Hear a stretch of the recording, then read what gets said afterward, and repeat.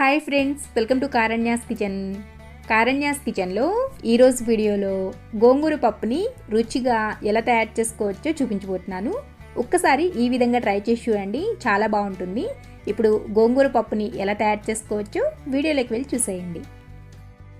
గోంగూర పప్పుని ప్రిపేర్ చేసుకోవడానికి ముందుగా ఒక కుక్కర్ని తీసుకుని అందులోకి టీ తాగే గ్లాస్ ఉంటుంది కదా, టీ గ్లాస్తో ఒక గ్లాస్ అంతా కందిపప్పుని తీసుకోండి. ఇప్పుడు ఈ కందిపప్పులోకి నీళ్ళని పోసుకుని పప్పుని శుభ్రంగా నీళ్ళతో ఒక 3 నుంచి 4 సార్లు కడుక్కోండి. కడుక్కున్న తర్వాత ఏ గ్లాస్తో అయితే కందిపప్పు తీసుకున్నారో అదే గ్లాస్తో ఒక గ్లాస్ కందిపప్పుకి 3 నుంచి 3.5 గ్లాసుల వరకు నీళ్ళని పోసుకోండి. ఇలా 3 గ్లాసుల వరకు నీళ్ళని పోసుకున్న తర్వాత ఇప్పుడు ఇందులోకి శుభ్రంగా కడిగి పెట్టుకున్న గోంగూరను వేసుకోండి. గోంగూర కరెక్ట్గా ఇన్ని కట్టలు అని చెప్పలేము, ఒక్కొక్క కట్ట సైజ్ అనేది ఒక్కొక్కలాగా ఉంటుంది కదా, అందుకని నేను మీకు గుప్పెళ్ళలో చెప్తాను. ఇలా 2 గుప్పెళ్ళు అయితే సరిపోతుంది, కొంచెం ఒత్తుగా తీసుకోండి. ఇలా 2 గుప్పెళ్ళు అంతా వేసుకోండి.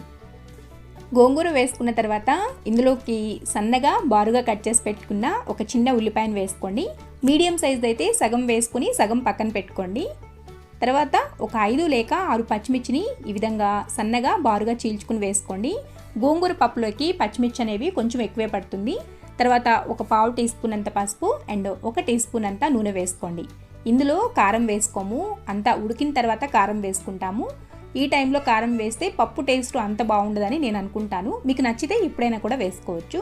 ఇప్పుడు కుక్కర్ మూత పెట్టుకుని విజిల్ పెట్టుకుని కుక్కర్ని తీసుకెళ్ళి స్టవ్ మీద పెట్టి హై ఫ్లేమ్లో 2 విజిల్స్, లో ఫ్లేమ్లో 3 విజిల్స్ వచ్చేంత వరకు ఉడికించుకోండి.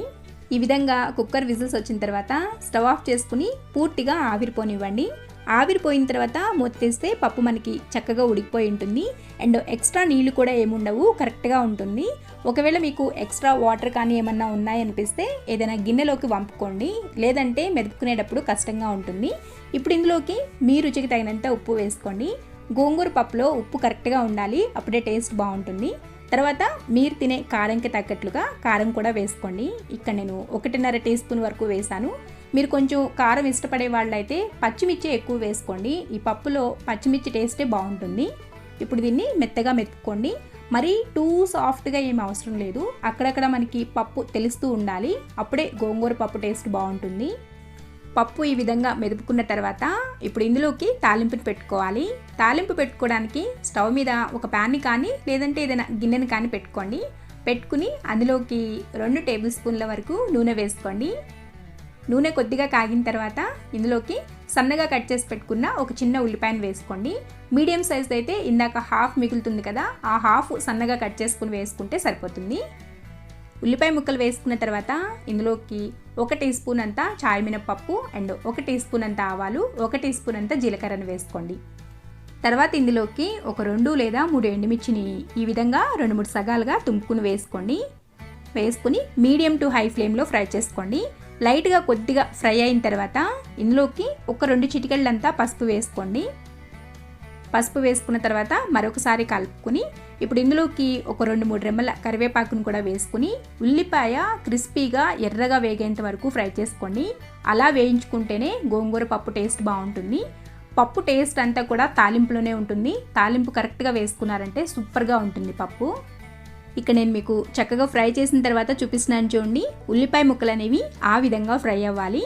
ఇప్పుడు ఫ్లేమ్ని సిమ్లో పెట్టుకుని ఇందులోకి మనం ముందుగా మెదిపి పెట్టుకున్న గోంగూర పప్పును వేసుకోవడమే.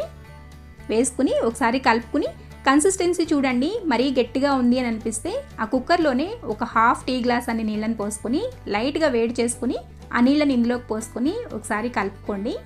తర్వాత ఫ్లేమ్ని సిమ్లో పెట్టి కొన్ని సెకండ్ల పాటు అలా ఉడికించండి మూత పెట్టుకుని.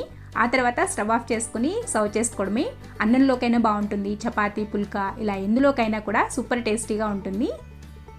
చూసారు కదా గోంగూర పప్పుని ఎలా తయారు చేసుకోవచ్చో. మీరు కూడా మీ ఇంట్లో ఈ విధంగా ట్రై చేసి మీకు ఎలా వచ్చిందో కామెంట్ చేసి చెప్పండి. అండ్ మీ ఇంట్లో మీరు ఎలా చేస్తారో కూడా కింద కామెంట్ సెక్షన్లో కామెంట్ చేసి చెప్పండి. మీకు ఈ వీడియో నచ్చినట్లయితే వీడియోని లైక్ చేయండి అండ్ ఈ వీడియోని మీ ఫ్రెండ్స్కి, రిలేటివ్స్కి షేర్ చేయండి. మరిన్ని యమ్మీ అండ్ టేస్టీ రెసిపీస్ కోసం కారణ్యాస్ కిచెన్ని సబ్స్క్రైబ్ చేసుకోండి అండ్ పక్కనే ఉన్న గంట సొమ్మను కూడా నొక్కండి. Thanks for watching.